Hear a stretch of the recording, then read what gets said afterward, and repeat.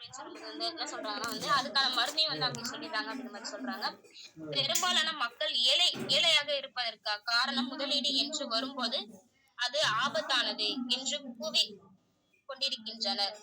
கொண்டிருக்கின்ற மக்கள் இவ்வுலகம் நிரம்பி வழிவதுதான் அப்படின்ற மாதிரி சொல்றாங்க. என்ன சொல்றாங்கன்னா வந்து பெரும்பாலான ஏழைகள் வந்து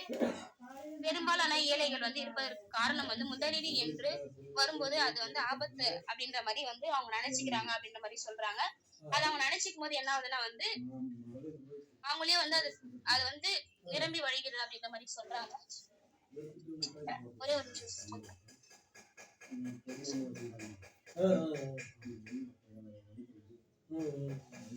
ஏனெனில் நாம் ஒவ்வொருவருக்கும் உள்ளேயும் பயம் ஒளிந்துள்ளது. ஏன்னா வந்து நம்ம ஒருத்தவங்களுக்கும் உள்ள வந்து பயம் வந்து ரொம்ப அதிகமா இருக்கு அப்படின்ற மாதிரி சொல்றாங்க.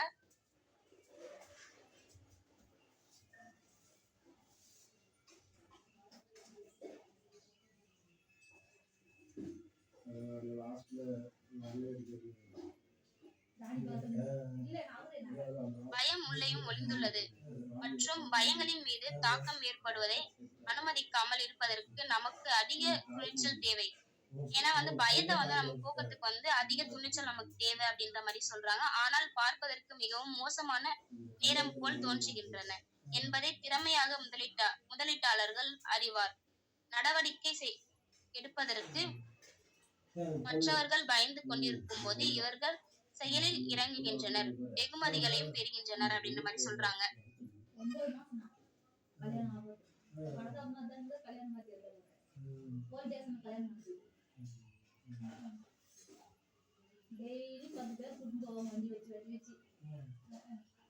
என்ன சொல்றாங்கன்னா வந்து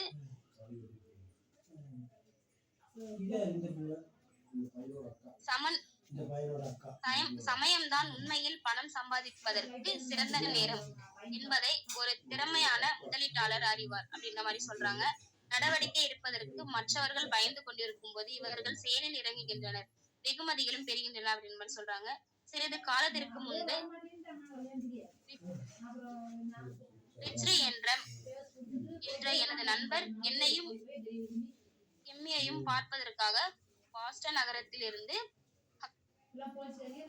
நகருக்கு வந்தார்.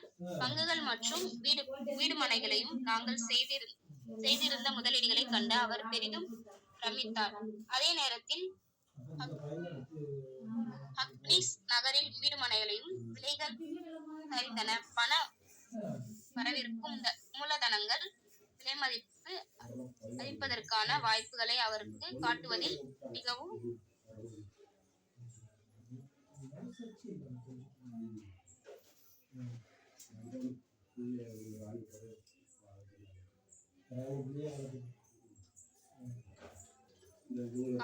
நாங்கள் 2 நாட்கள் செலவிட்டோம் அப்படின்ற மாதிரி சொல்றாங்க.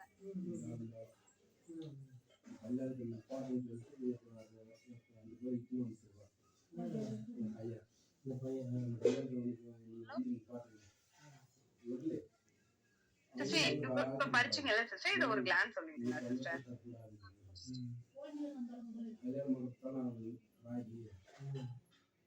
சிறிது காலத்திற்கு முன்பு என்ன சொல்றாங்கன்னா வந்து நம்ம வந்து அந்த பயத்தை வந்து போக்கணும், நம்ம வந்து ஃபர்ஸ்ட் அறிவாற்ற இது பண்ணணும் அப்படின்ற மாதிரி சொல்றாங்க.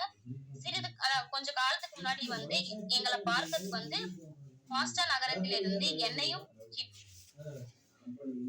கிம்பரையும் பார்ப்பதற்காக நண்பர்கள் வந்து வந்திருந்தாங்க. வீடு மனைகளை பார்த்து நாங்க வந்து எந்த அளவுக்கு செஞ்சிருக்கோம் அப்படின்றது பாக்குறதுக்காக வந்தாங்க அப்படின்ற மாதிரி சொல்றாங்க. அந்த நாங்க பட்டியல வீட்டு மனைகள் எல்லாத்தையும் பார்த்து வந்து பிரமிச்சு போயிட்டு இவங்க இது மாதிரி கட்டிட்டாங்களா அப்படின்ற மாதிரி பிரமிச்சு போய் நிக்கிறாங்க. அந்த நேரத்துல வந்து ஹக்லின் நகரத்து வீட்டு மனையில வந்து விலைகள் வந்து சரிந்திருந்தன. ரொம்ப வந்து அந்த அந்த இடத்துல எல்லாம் வந்து என்ன செஞ்சுன்னா விலைகள் வந்து ரொம்ப சரிஞ்சிருச்சு. காசு பணம் எல்லாம் வந்து அந்த வீடு மனையும் சரி ரொம்ப சரிஞ்சிருந்துச்சு. பண வரவிருக்கும் மூலதனங்களில் விலை மதிப்பு அளிப்பதற்கான வாய்ப்புகள் அவருக்கு காட்டுவதில் நாங்கள் 2 நாட்கள் செலவிட்டோம் அப்படின்ற மாதிரி சொல்லி இது பண்றாங்க.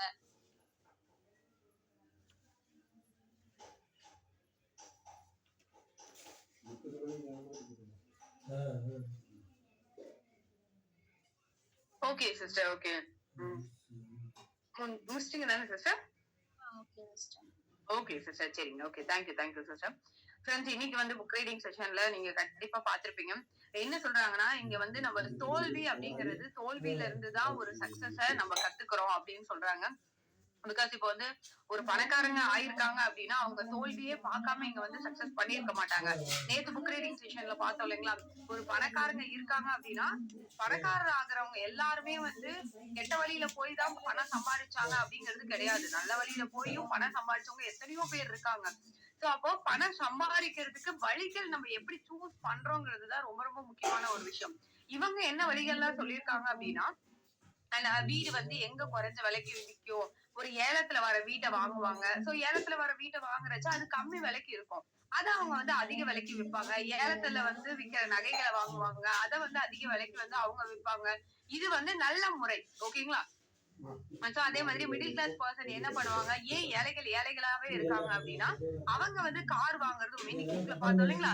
கார் வாங்குறதும், வீடு வாங்குறதும் இதுதான் அவங்களுடைய பெரிய வேலையாவே யோசிப்பாங்க. ஆனா, பணக்காரங்க அந்த பணத்த எப்படி நம்ம முதலீடு எகைன் எகைன் வந்து அவங்களுக்கு காசு வர மாதிரி அசெட் எப்படி பண்ணலாம் அப்படிங்கிற மாதிரி யோசிப்பாங்க அப்படின்னு சொல்றாங்க.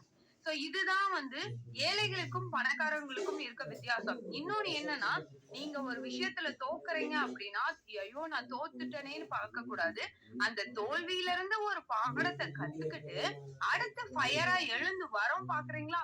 அங்கதான் நமக்கான சக்சஸே இருக்கு. ஓகேங்களா? சோ இந்த பிசினஸ்லயும் அதே மாரிதான். நம்ம ஒரு இடத்துல நீங்க ரெக்யர்மென்ட் பண்றீங்க. உங்களுக்கு ஐடிஸே வரல அப்படின்னாலோ, இல்ல நெறைய பேர் உங்கள டிமோட்டிவேட் பண்ணிக்கிட்டே இருக்காங்க. உன்னால இந்த பிசினஸ் சக்சஸ் பண்ண முடியாது, பண்ண முடியாதுன்னு சொல்லிக்கிட்டே இருக்காங்க அப்படின்னா, அந்த இடத்துல நீங்க தளர்ந்து போயிடக் கூடாது. தோல்வி நீங்க அந்த இடத்துல நீங்க என்ன பண்ணுவீங்கன்னா, அங்க ஒவ்வொரு டைம் தோக்குற இடத்துலயும் நெறைய விஷயங்கள கத்துப்பீங்க. ஓ! இப்படிலாம் அப்ரோச் பண்ணியிருந்திருக்க கூடாது. அப்படி அப்ரோச் பண்ணதுனால தான் அவங்க வந்து எனக்கு வேணான்னு சொல்றாங்கங்கிற விஷயத்த நீங்க அங்க கத்துப்பீங்க. அதே மாதிரி ஒருத்தவங்க கிட்ட நீங்க போயிட்டு வெரிஃபிகேஷன் கால் பேசுறீங்க. அந்த இடத்துல அவங்க வரல அப்படின்னா, அப்ப நீங்க உங்க அப்ளையன்ட் கிட்ட டிஸ்கஸ் பண்ணும்போது, மேபி உங்க சைட்ல ஏதாவது ஃபால்ட் இருந்ததுன்னா, அத சேஞ்ச் பண்ணிப்பீங்க. சரிங்களா? சோ தோல்வி அப்படிங்கிறது எல்லாத்துக்குமே இருக்கக்கூடியது. தோல்வியில இருந்து பாடத்த கத்துக்கிட்டு நம்ம வரணும். தோத்துட்டோம்னு சொல்லிட்டு யாருமே இங்க இருக்கக்கூடாது அப்படிங்கிறத சொல்றாங்க.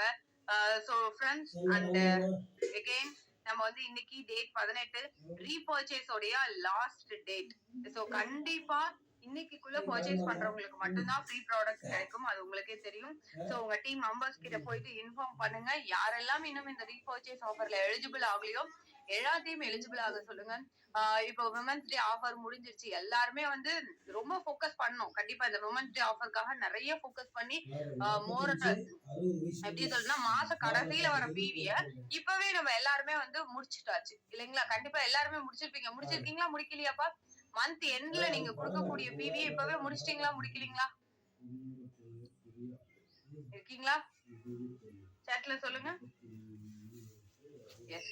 மந்த் எண்ட்ல குடுக்கக்கூடிய பிவி நீங்க இப்பவே இந்த மந்த் ஸ்டார்டிங்ல ஃபோக்கஸ் பண்ணீங்களோ, கண்டிப்பா இன்னைக்குள்ள நேத்துக்குள்ளவே நீங்க எல்லாரும் குடுத்திருப்பீங்க. அப்ப இந்த ரிமைனிங் டேஸ்ல நீங்க என்ன பண்ணணும்னா, மீதி பிவிக்கு ஃபோக்கஸ் பண்ணணும். ஃபார் எக்ஸாம்பிள் இப்ப நீங்க 5ல இருக்க நீங்க 8 வரணும்னா 300 பிவி குடுத்தா போதும். அப்ப நீங்க 300 பிவி குடுத்ததுக்கு அப்புறம் உங்களுக்கு ஷார்ட் பிவில ஒரு 300 இருக்கும் இல்லைங்களா? அந்த 300யும் குடுக்க பாருங்க. 600 பிவியும் கம்ப்ளீட் பண்றதுக்கு பாருங்க. 8ல இருக்க நீங்க 12 வரீங்கன்னா, அந்த இடத்துல நெறைய ஷார்ட் பிவி இருக்கும். அத எப்படிலாம் ரெடியூஸ் பண்ணலாங்கிறத பாருங்க. இன்னும் ஐடிஸ் எடுங்க. இந்த ரிமைனிங் டேஸ்ல எவ்வளவு ஐடி எடுக்க முடியுமோ எடுத்து மந்த் எண்டுக்குள்ள பர்ச்சேஸ மூவ் பண்ண வைங்க. ஃபிரெண்ட்ஸ் இன்னொரு மெயினான விஷயம், நமக்கு எப்பயுமே வந்து பாத்தீங்கன்னா, பிசினஸ் வந்து எந்த மந்த் வந்து அப்படியே கொஞ்சம் இதாகும்னா ஏப்ரல் மந்த். ஏப்ரல், மேல தான் நமக்கு கொஞ்சம் இதாகும். ஏன் அப்படின்னா, ஏப்ரல், மே சம்மர் ஹாலிடேஸ். நெறைய வந்து ரீசன் சொல்லுவாங்க. சோ அந்த அளவுக்கு நம்ம விடக்கூடாது. அப்ப அந்த அளவுக்கு நம்ம அங்க போகக்கூடாதுன்னா, அந்த அளவுக்கு நீங்க ரெக்யர்மென்ட் பண்ணணும். இது நான் இயர்லி பாத்துக்கிட்டு இருக்கிறது. ஏப்ரல், மேல வந்து நம்ம எக்ஸ்பெக்ட் பண்ணாத அளவுக்கு இப்ப இந்த மாசம் மாசா இருக்கும். அடுத்த மாசம் அப்படியே ஜர்க் ஆகுற மாரி ஃபீல் ஆகும். ஃபீல் ஆகும்னு இல்ல, அது அங்க நடக்கும். சோ அதனால அந்த மாரி நடக்க கூடாதுன்னா, இந்த ரிமைனிங் டேஸ்ல எவ்ளோ ஐடி எடுக்க முடியுமோ எடுத்து பிசினஸ கத்து குடுத்து பர்ச்சேஸ முடிக்க வச்சீங்கன்னா, அடுத்த மந்த் அவங்க ஆட்டோமேட்டிக்கா அடுத்த மந்த்துக்கான பர்ச்சேஸ ஸ்டார்ட் பண்ணுவாங்க. சரிங்களா? சோ சூப்பரா மூவ் பண்ணுங்க. இன்னைக்கு நமக்கு மீட் எடுத்து கொடுத்த பவித்ரா சிஸ்டருக்கு தேங்க்ஸ் பண்ணிக்கலாம். Thank you so much. Wish you well. Meet பண்ணிக்கலாம். Thank you.